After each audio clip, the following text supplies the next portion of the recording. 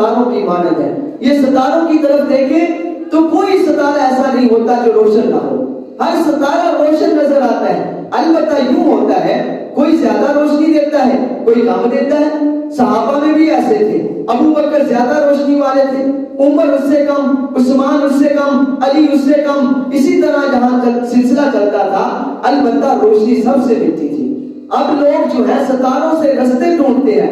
آسمان کے ستارے بھی رستہ بتاتے ہیں کہ لوگ ایک ملک سے دوسرے ملک کی طرف جاتے ہیں. نبی کے جو ستارے ہیں, نبی کے جو صحابہ ہیں, وہ بھی رستہ بتاتے ہیں, وہ جنت کا رستہ بتاتے ہیں. اللہ کے نبی نے ستاروں کی مانند کہا. میں نے کہا آخر کوئی وجہ تھی جن نبی نے صحابہ کو ستاروں کی مانند کہا. وہ کیوں؟ آج کوئی ستاروں کی طرف منہ کر کے تھوکے تو تھوک جو ہے اسی کے منہ پر آ کر گرتا ہے. اگر میرے نبی کے صحابہ کے اوپر کوئی تھوکے تو یاد رکھنا وہ تھوک اسی کے منہ پر آئے گا, کیونکہ میرے نبی کے سارے صحابہ جنتی ہیں. قرآن نے اعلان کیا وَكُلٌّ وَعَدَ اللَّهُ الْحُسْنَى, سارے کے سارے صحابہ جنتی ہیں.